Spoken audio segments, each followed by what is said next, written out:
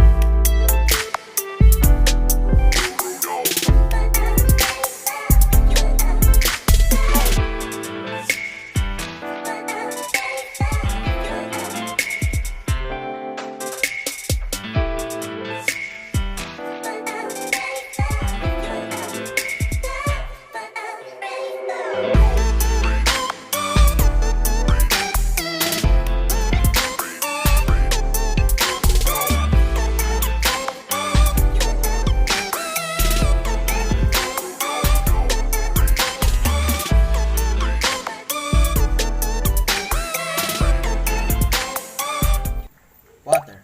Water is the chemical substance with chemical formula H2O.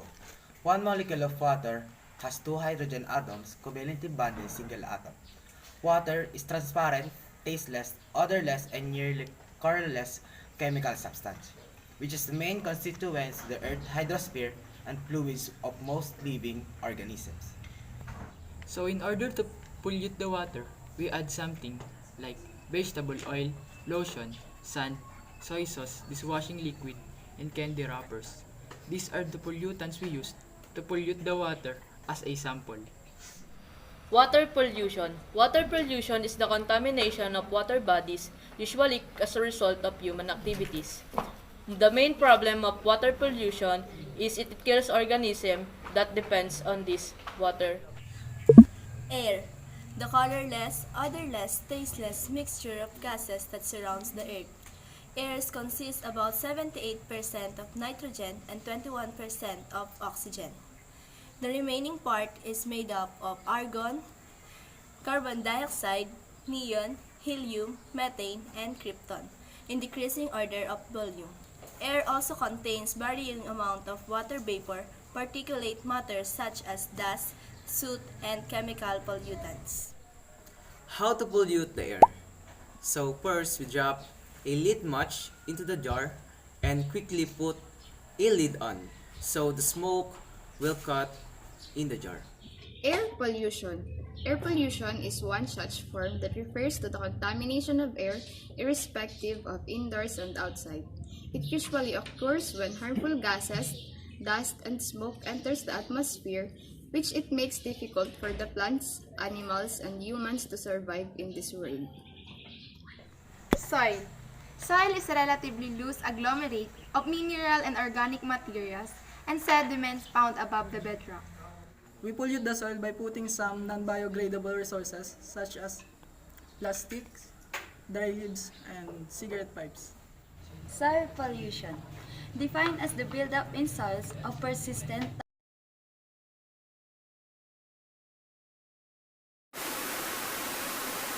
These are the polluted jars and these are the clean jars. First, we pollute the water. After we pollute the water, the color of the water becomes brownish. Next is the soil. As you can see between the jars of soil, the one that had been polluted becomes dry soil. And last is the air. As you can see, after we put the lid match inside the jar, we quickly put the lid on and the smoke that came from the match occupy the space of the jar. You exhaust natural resources, there will be nothing left for your children. If we continue in the same direction, humankind is headed for some frightful ordeals, if not extinction. The health effects of air pollution imperil human lives. The environment will continue to deteriorate until the pollution practices are abandoned. The health effect of air pollution imperil the human lives. This fact is well documented. Sustainability is not just about adopting latest energy efficient technology. Sustainability is the responsibility of every human every day. It is about changing our behavior and mindset to reduce power and water consumption, thereby helping to control emissions and pollution levels. Sooner or later, we will recognize that the Earth has rights too, to live without pollution. Pollution from human activities is changing the Earth's climate. We see the damage that is disrupted climate can do on our coasts, farms, forests, mountains, and cities. Those impacts will grow more severe unless we start reducing global warming pollution now. Pollution is a serious one. Water, air, and solid hazardous waste pollution. And then beyond that, we only have resources issue. Not just in water resources, but also natural resources. The mining being consumed, and our ecosystem being disrupted. Okay guys, this is our vlog for today and I hope you enjoyed this video. In this video, please like, Share and subscribe! see you on our next vlog!